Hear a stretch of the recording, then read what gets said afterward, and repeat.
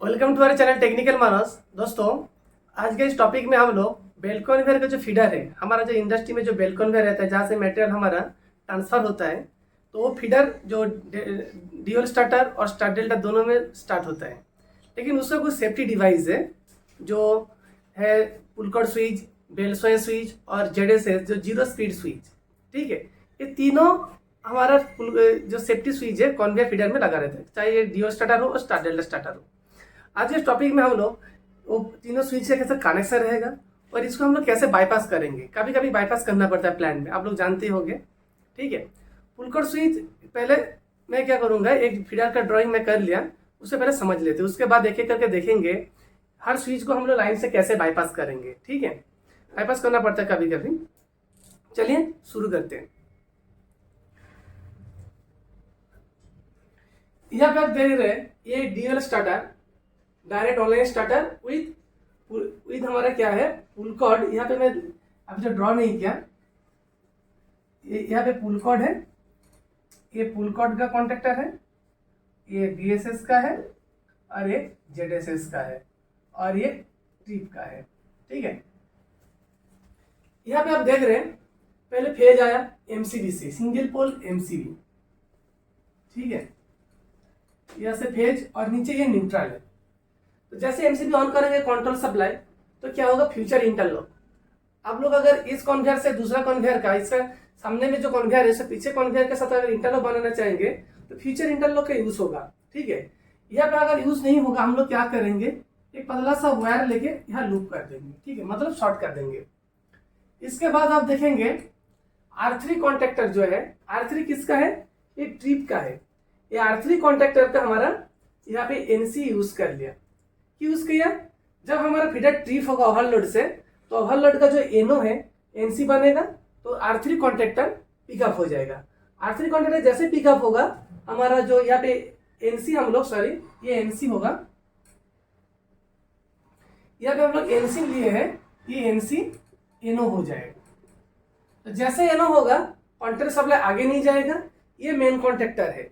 Main contactor यहाँ से हमारे मोटर में सप्लाई जाएगा, तो मेन कॉन्टेक्टर पिकअप छोड़ देगा। इसीलिए जो R3 का एनसी है हम लोग सीरीज में लिए कंट्रोल वायरिंग का। ठीक है, इसके बाद क्या है, इमरजेंसी है 1 और 2 नंबर टीवी में। ये जो मैं ड्राइंग किया, इसका जो स्टार्ट पुश बटन और इमरजेंसी और सिलेक्टर स्विच, ये तीनों हमारा फील्ड में रहेगा, यानी एलसीएस में जो लोकल कंट्रोल सिस्टम में रहेगा। फीडर में कोई स्विच नहीं रहेगा। इसी तरह फीडर का ये ड्राइंग है। तो 1 नंबर और 2 नंबर में हमारा क्या है, इमरजेंसी। 3 नंबर क्या है हमारा, 3 नंबर है हमारा जो सिलेक्टर स्विच है, लोकल रिमोट सिलेक्टर स्विच है।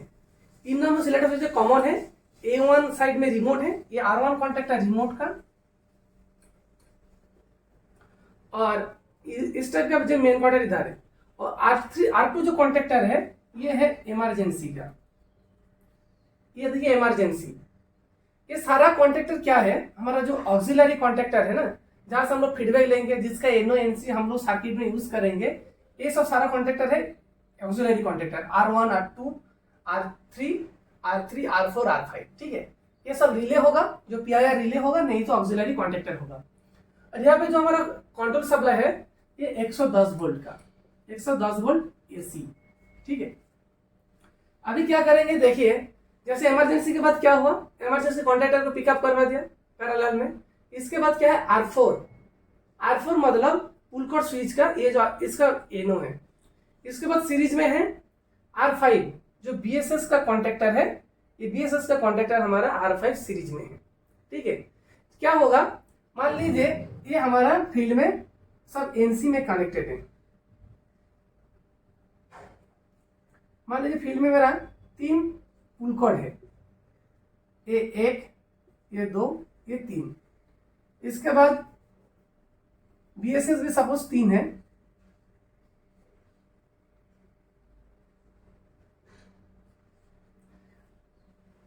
1 2 और 3। ये क्या है, देखिए यहां से कॉमन सप्लाई लिया हम लोग, कॉमन। ये कॉमन क्या है, ये 7 नंबर टीवी है। ठीक है, ये 7 नंबर, ये 8 और ये 9। 9 नंबर टीवी है। आप लोग देखेंगे एमसीसी फीडर के साइड में टीवी नंबर है, ठीक है, ये सब टीवी है। तो ये जो मैं पहला ड्राइंग जो दिखा रहा हूँ ये हमारा क्या होगा, पुल कोड स्विच का जो हम लोग एनसी से लिए हैं। पुल कोड स्विच और बीएसएस के अंदर में आप लोग देखेंगे एनओ एनसी दोनों रहता है, ठीक है। अगर हम लोग एनसी से कनेक्शन करेंगे कैसा कंट्रोलरिंग होगा, और फील्ड में हम लोग एनओ लेंगे तो फीडर में कैसे कनेक्शन होगा, इसके लिए मैं ऑलरेडी वीडियो बना दिया, आप लोग जाके देख सकते हैं, ठीक है। मैं और एक बार बता रहा हूँ, देखिए सारा पुल कोड जब हेल्दी है फील्ड में, पुल कोड और बीएसएस हेल्दी है, जो एनसी है वो एनसी रहेगा, जो ये भी एनसी रहेगा, ये तीनों पुल कोड सीरीज में है, ठीक है। और ये बीएसएस भी सीरीज में, अगर एनसी लेंगे तो सीरीज में कनेक्ट होगा और एनओ लेंगे तो पैरेलल में कनेक्ट होगा। तो अभी मैं एनसी में लिया, ऐसा सर्किट आप देख लीजिए, ये पुल कोड सीरीज में है, जैसे हमारा हेल्दी है, ये R4 कॉन्टेक्टर क्या होगा, हमेशा पिकअप रहेगा, हमेशा पिकअप रहेगा, जैसे हमने एनसी में ले लिया। तो इसीलिए R4 और R5 का एनओ क्या है, हम लोग सीरीज में लिए, सीरीज में लिया। जैसे पुल कोड हेल्दी होगा, ये कॉन्टेक्टर पिकअप होगा, तो ये सारा जितना एनओ है ये एनसी बनेगा, एनसी बनेगा। तो क्या होगा, इमरजेंसी रिलीज होगा और ये ट्रीट नहीं रहेगा तो हमारा क्या है, कंट्रोल सप्लाई कॉमन तक पहुंच जाएगा, क्योंकि ये सब एनसी बन जाएगा ना। ये R4 और R5 पिकअप रहेगा हमेशा, जब पुल कोड और बीएसएस हेल्दी रहेगा फील्ड में, मतलब ऑन पोजीशन में रहेगा। तो हमारा एनसी एनसी, इसके बाद सिलेक्टर स्विच कॉमन पे आ गया। कॉमन से ये वाला रिमोट है और इधर वाला लोकल है, ये लोकल से स्टार्ट होगा और रिमोट ये पीएलसी से स्टार्ट होगा। ये भी वीडियो हम लोग बना दिया, डीआईडीओ को बोल के जो वीडियो है आप जाके देख सकते हैं, ठीक है। तो अभी पुल कोड का कनेक्शन कैसा रहेगा, यहां से देखिए हम लोग फेज उठा लिया, फेज उठा लिया। फेज का एक कॉमन टीवी रहेगा, जो कॉमन टीवी से पुल कोड और बीएसएस दोनों में सप्लाई जाएगा। देखिए कॉमन टीवी से यहाँ गया और इधर गया, तो पुल कोड का जो सारा कॉमन है, एक पुल कोड, 2 पुल कोड और 3 पुल कोड, ये 3 बीएसएस है, ये 3 बीएसएस सारा एनसी में है। तो इसका भी कनेक्शन अब हमारा वीडियो है अवेलेबल, चैनल पे देख लीजिए। तो अभी क्या है, हम लोग को अभी देखना होगा कि मान लीजिए फील्ड में कोई एक एनसी एनओ बन गया, मतलब कोई पुल कोड को खींच दिया, ठीक है। ये सारा पुल कोड है 1 2 3, मान लीजिए ये वाला जो है हमारा कोई पुल कोड खींच दिया फील्ड में, तो कन्वेयर बंद होना चाहिए ना। तो ये एनओ हो गया, बाकी 2 एनसी है। तो इस कंडीशन में कैसे बंद होगा, देखिए जैसे कोई खींच देगा यहाँ से कंट्रोल सप्लाई आगे नहीं जाएगा, तो R4 कॉन्ट्रैक्टर क्या होगा, पिकअप छोड़ देगा। जैसे पिकअप छोड़ देगा, ये जो एनसी बना हुआ था वो दोबारा एनओ हो जाएगा, क्योंकि कंट्रोल सर्किट में हम लोग क्या किया था, एनओ को सीरीज में लिया था, ये दोनों एनओ लिया था। जब हमारा पुल कोड हेल्दी होगा ये एनसी बनेगा, दोनों एनसी बनेगा। मान लीजिए पुल कोड इस टाइम पे हेल्दी था, उस टाइम पे ये एनसी था, दोनों एनसी था। जैसे पुल कोड खींच दिया कोई, जैसे खींचेगा जो एनसी था वो एनओ बनेगा। ये पहले क्या था, एनसी था, वो एनओ बन गया। एनओ जैसे बनेगा ये कॉन्ट्रैक्टर पिकअप छोड़ देगा, जैसे पिकअप छोड़ देगा, इसका एनओ हम लोग सीरीज में लिया था, तो दोबारा ये जो एनसी बना हुआ था ये एनओ बन जाएगा। तो ये एनओ बनेगा तो सप्लाई आगे नहीं जाएगा, ये मेन कॉन्ट्रैक्टर से हमारा मोटर में सप्लाई जाता है RYB। तो क्या होगा, ये मोटर पिकअप छोड़ देगा, मोटर फील्ड में बंद हो जाएगा। इसी तरह क्या होगा, मान लीजिए ये बीएसएस का भी, ये बीएसएस एनसी में है, ये एनसी में है। अगर मान लीजिए बीएसएस क्या है, बेल्ट सोया स्विच, इसका काम क्या है, बेल्ट अगर साइड होगा, लेफ्ट साइड हो जाएगा, राइट साइड होकर भाग रहा है तो क्या बेल्ट काटने का चांसेस है, इसीलिए बेल्ट सोया स्विच का यूज किया जाता है। जैसे मान लीजिए साइड में बेल्ट सोया में बेल्ट टकरा दिया, तो ये एनसी क्या होगा, फिर एनओ बन जाएगा। जैसे एनओ बनेगा, यहाँ पे देखिए हम लोग सीरीज में क्या लिया था, एनओ लिया था, तो पिकअप था, उस कंडीशन में एनसी बना हुआ था। और जैसे ही हमारा पुल कोड बीएसएस एक्ट होगा तो दोबारा एनओ बनेगा, क्या होगा, हमारा सप्लाई आगे नहीं जाएगा, तो मेन कॉन्ट्रैक्टर पिकअप छोड़ देगा। ये है हमारा बीएसएस स्विच है। इसके बाद जेडएसएस में देखिए फेज दिया और न्यूट्रल लिया। जेडएसएस का जो कंट्रोलर है उसको ऑन करने के लिए फेज और न्यूट्रल का जरूरत पड़ता है, ठीक है। और जेडएसएस के अंदर में क्या है, रिले है, रिले का एनओ से घूम के जेडएसएस का कॉन्ट्रैक्टर के कॉइल में आता है, जो कि A1 और A2, ठीक है। इस यहाँ पे आप देखेंगे जेडएसएस कॉन्टेक्टर R6 है, इसका कोई कॉन्टेक्ट हम लोग सीरीज में नहीं लिया, सीरीज में नहीं लिया। इसका मतलब क्या है, ये जो जेडएसएस कॉन्टेक्टर जो फीडबैक हम लोग DI लेंगे, डिजिटल इनपुट, वो PLC में जाएगा। ये ओनली लोकल मोड में काम नहीं करेगा, जेडएसएस काम नहीं करेगा। ओनली क्या होगा, जब फीडर रिमोट से चलेगा यानी PLC से DCS से चलेगा तब हमारा जेडएसएस काम करेगा। ठीक है, इसको अगर जेडएसएस काम कराना चाहेंगे, इसके भी एक सर्किट डायग्राम है, हम दूसरा वीडियो में दिखाएंगे जेडएसएस कैसे लोकल और रिमोट में दोनों में काम करेगा।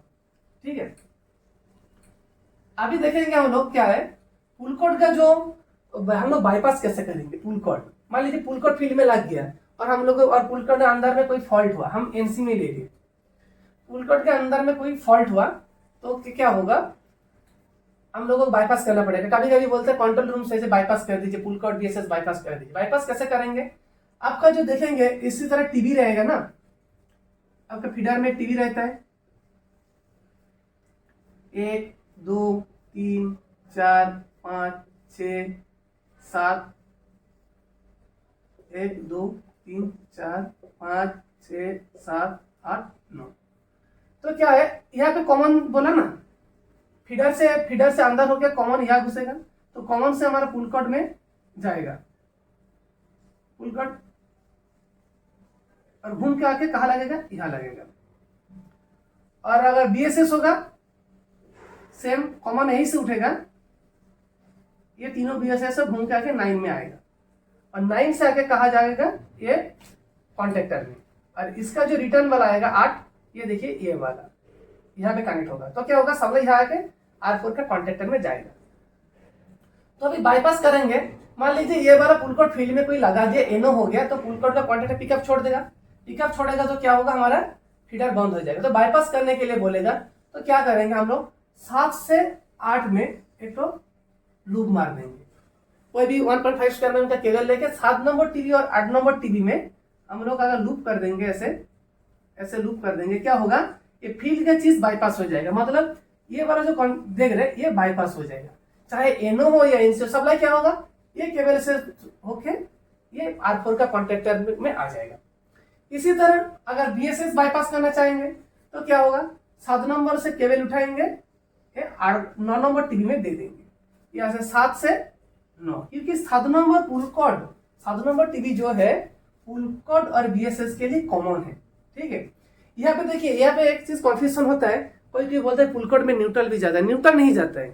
पुल कोड में क्या होता है, पुल कोड में फेज जाता है, फेज स्विच के NO या NC होकर घूम के हमारा फीडर में वापस आता है 8 नंबर और 9 नंबर टीवी में, जो कि R4 और R5 कॉन्टेक्टर में जाता है। ठीक है, यहाँ पे न्यूट्रल का कुछ काम नहीं है, 7 नंबर कॉमन से फेज जाएगा, सारा NC होके घूम के फेज वापस आएगा फीडर में। ठीक है, इसके बाद देखेंगे अगर पुल कोड और BSS का कनेक्शन हमारा NO के थ्रू लेंगे तो कैसे होगा। पहले में क्या देखा है, NC में कनेक्शन होगा तो कैसे रहेगा, और NO के थ्रू कनेक्शन होगा तो ये कैसे रहेगा।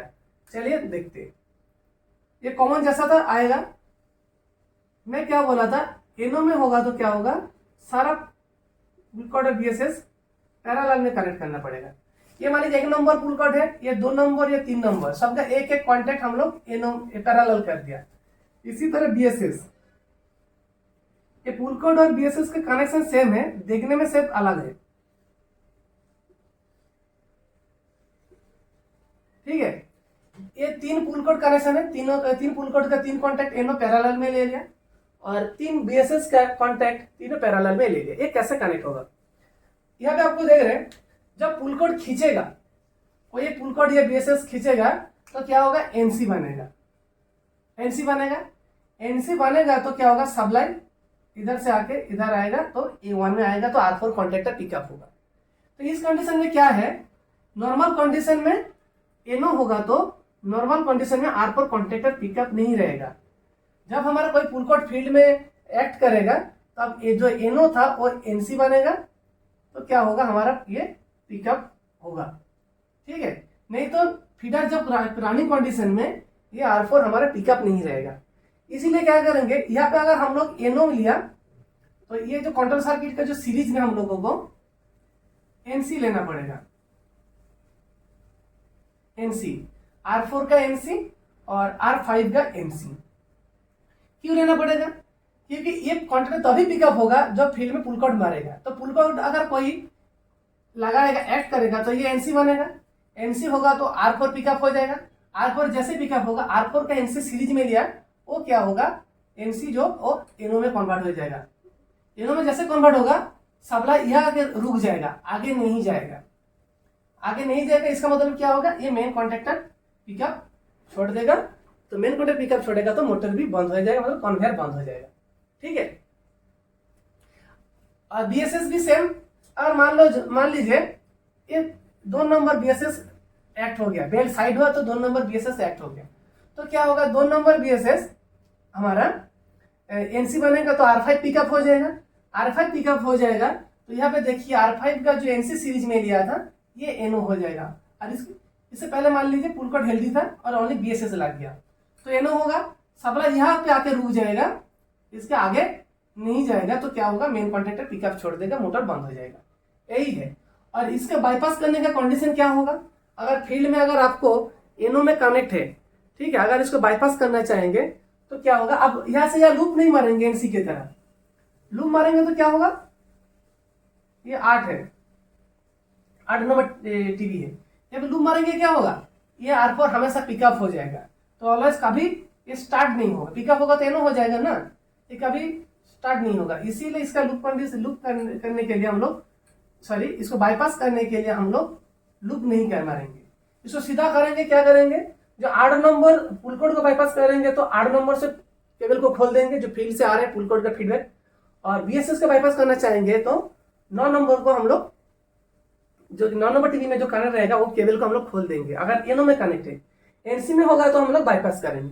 ठीक है। और ZSS बाईपास कैसे होगा, ZSS ओनली कंट्रोल रूम से होगा, जो आपका कंप्यूटर से ऑन ऑफ हो रहा है ना, वही कंप्यूटर से हम लोग ZSS को बाईपास कर पाएंगे। ठीक है, क्योंकि देखिए ZSS RC से कोई कॉन्टेक्टर हम लोग सीरीज में यूज नहीं किया। ठीक है, चलिए वीडियो इतना ही। अगर अच्छा लगे तो लाइक शेयर कमेंट जरूर कीजिए।